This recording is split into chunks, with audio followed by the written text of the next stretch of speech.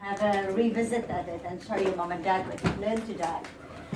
Right, so we need you to be quiet and to be at your best behavior, but obviously if I ask a question, then put up your hand and interact, but don't shout out unless I ask you all, okay, give me the answer. If I don't point at someone, then everybody can just interact and be part of it. Alright, I haven't done this before, so I'm going to try and improvise and see if it works. I hope it will work. Right. Okay, good morning boys and girls, and how are you? Good morning, Mrs. Lombard, and God bless you. You didn't listen. I said good morning boys and girls, and how are you? Good morning. I'm already blessed to be here. Right, remember the math class, you should always listen. Right, rule number 1, listen. Alright, so everybody, hands down, pens down. Let's listen. Alright. Let's pretend these magnets, I got it from IKEA, are lollies, right? We have 1, 2, 3, 4, 5, 6, 7, 8, 9. 10, 11, 12. It's enough for today. Okay, we have 12 lollies. Now I can put that 12 lollies in an array, in an arrangement, right? I can first decide to take all of these 12 lollies and I line them up. Right, so all together we had, I'm just going to make a note here at the bottom that we can just keep track. You must watch my hands that I don't eat the lollies. Right, watch my mouth. We have 12 lollies. All right, do you all agree? Yes. Okay. Now, let's see if we can make that 12 lollies in different groups, if we can rearrange them and share it. Right. I've got 2 children. You know, boys, it's a bit of a fight if I don't share evenly. So I am going to share the lollies. For everyone I give jog, I will have to give more than one, otherwise I'm going to hear it. Okay, I give each one a lolly.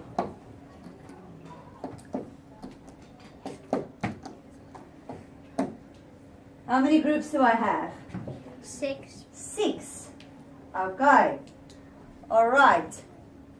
2 children. 2 groups. Right.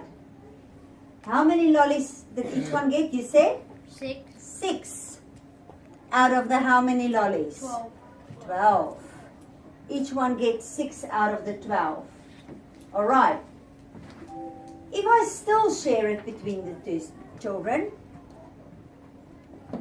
and I do that,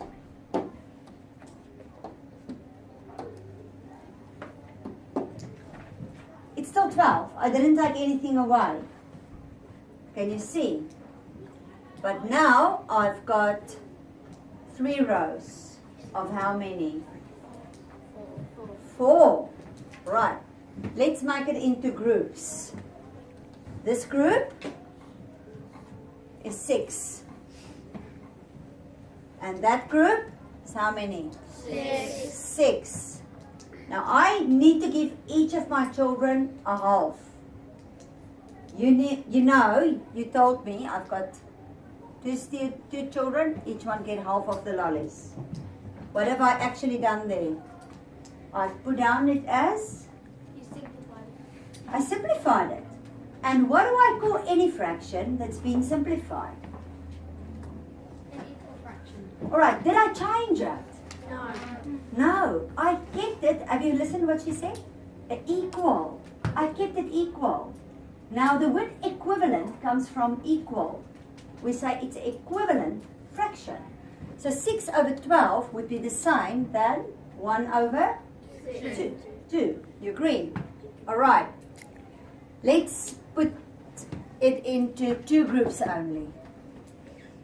Okay, I have, no, make it more groups. Make it 3 groups. But I still have to share it between 2 students. They have to get 2 children. They have to get the same. I arrange the lollies like that. I've got 3 groups of 4. All right. What would be the easiest way to split the lollies up? 3 groups of 4. You could divide or groups of 5. I can put it into. You don't explain well, we don't understand yet, so can you just change your approach? How many will it be out of 4? Okay, look here carefully.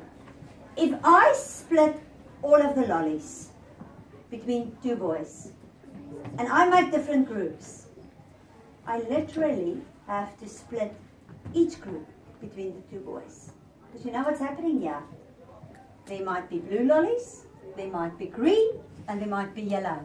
And they all want the same amount from all different colors. So I will say, I split like that. Jock, Monet. Jock, Monet. I get nothing I can't afford to have. Okay?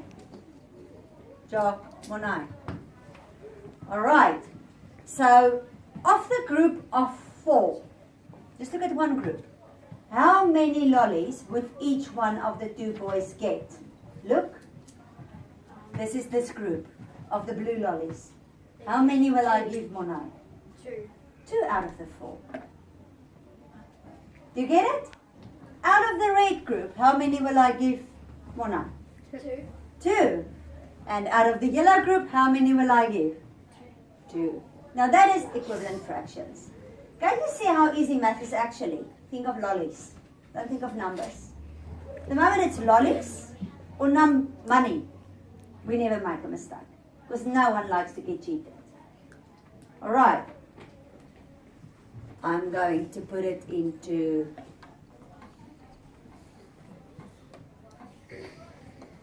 thirds.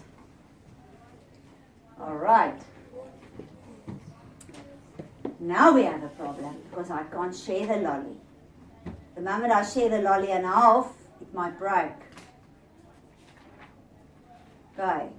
So if I put the number on 3, you have to tell me out of each 3, how many will Monet get? 2/3 out of everything. If there's 3, and I give Monet 2 and I give Jock 1, is that a fair split? No. No. I can't break this, it's metal. What do I have to do if I could break it? What do I have to do? I have to half it. So then I will have 1.5 out of the 3. It's actually still an equivalent fraction. But we don't need to struggle in primary. We can do that when we're in high school. We don't need it now.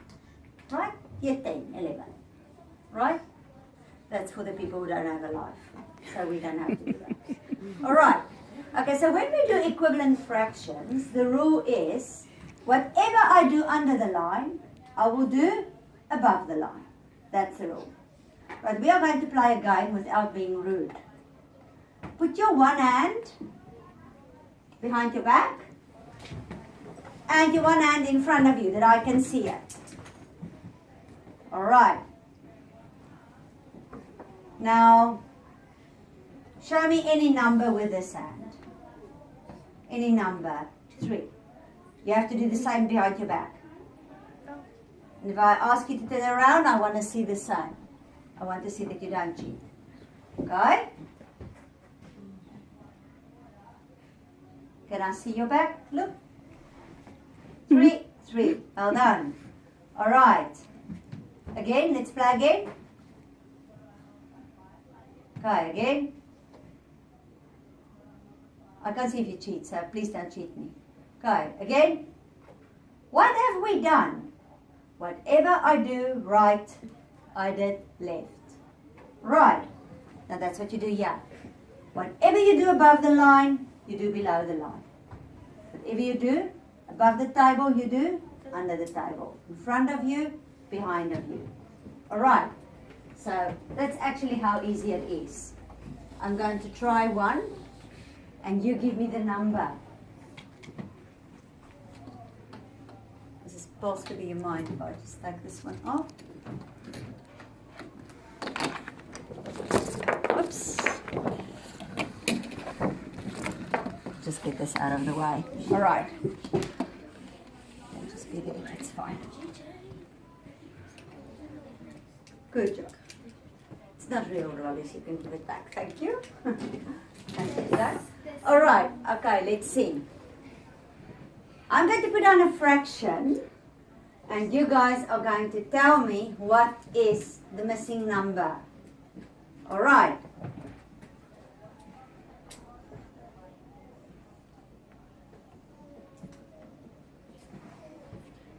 Alright, I start, no, don't say anything. I start with 5 on 20.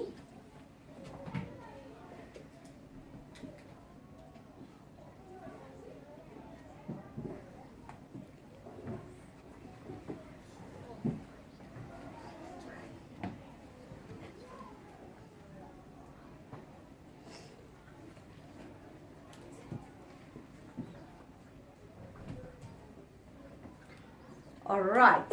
Who would like to try this first one? It's 200 and the top one is 50. Well, how did you get that? Because it's a quarter of 20, so 50 is a quarter of 200. Well done. Wow. What he did, he first simplified that 5 on 20. Right? He could see that I didn't give him the fraction in simplest format. So he first simplified and then he multiplied. Right, that's a very good strategy because that one will always work. Right, what you could have done as well, you can just check. What have I done behind my back? I multiply by 10. Whatever I do behind, I do in the front. Okay. Josh, what will you do at the top therefore? 5 times 10 will be 50 over 2. Can you see I do the same? Times 10, so I get 50. Well done. Right, the next one. Let's see, Ruan. Let's check first.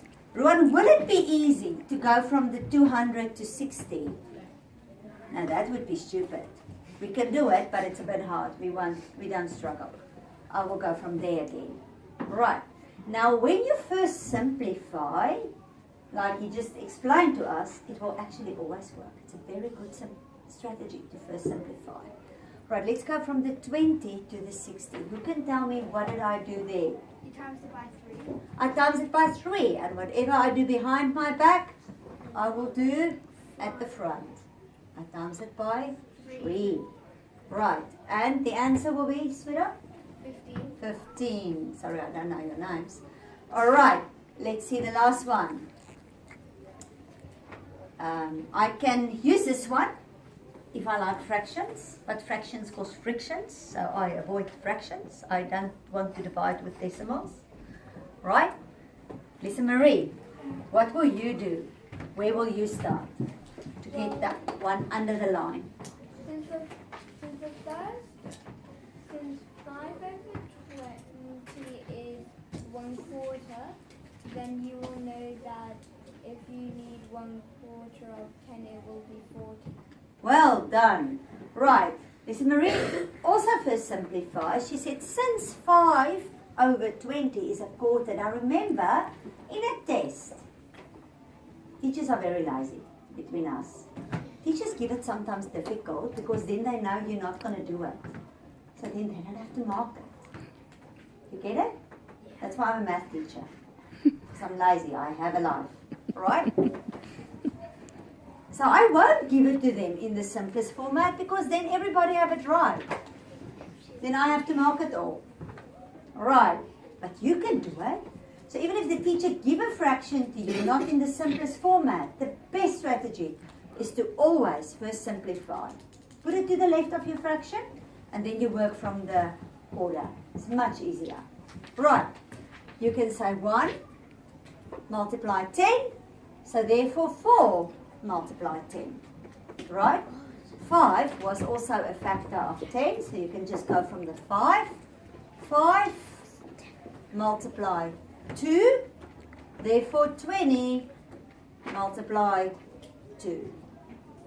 And that is 40. Everybody agree? Yes. Right, Griffin. Did you say that all of these, when you reduce them, they equal 1/4? Exactly. That is what we actually wanted you to realize. All of them will have to be a quarter. Just like I did with the magnets, with the imaginary sweets. All of that arrangements I made had to end at the end at a half and a half, because I have to share equally. So once I simplify, all of them will be a quarter. You get it? Yes. Everybody? Yes. Okay, tricky question. Tricky question. Let's see if you really get it.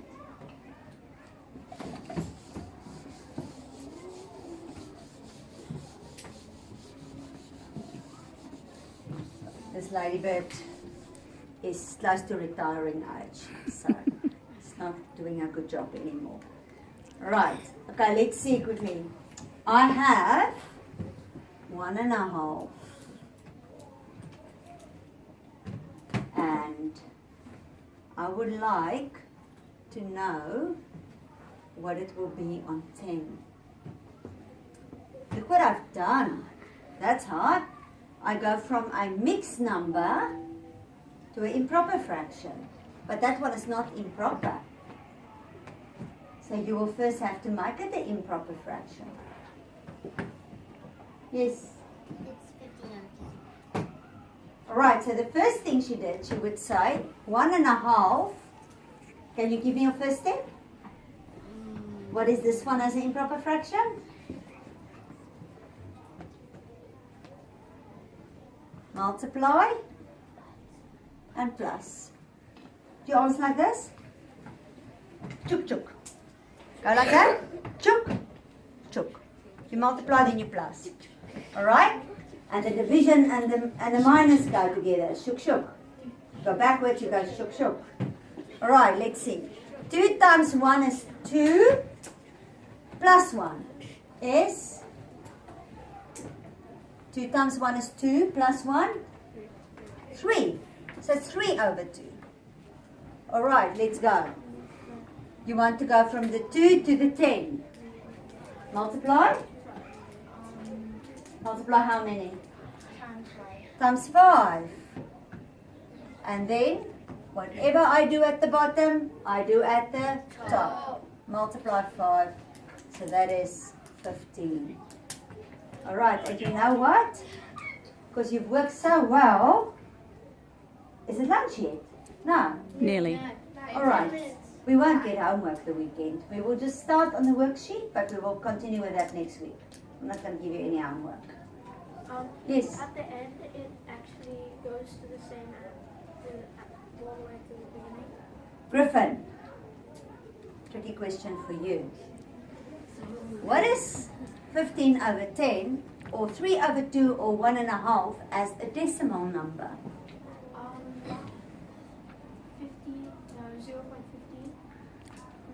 1.5. Well done. Because it's 1 and 5 over 10. And 5 over 10, look what I do if I go to decimal numbers. 5 over 10, which means I write down the 5, the decimal is there. Look here, under the line is 1 0. I move it decimal 1 space to the left, so the decimal is there. So 5 over 10 is 0.5. So it's the one whole one that I have and the 0.5, 1.5. It's the decimal. All right, everybody fine with that? Yes. All right. Can you guys get your worksheet out?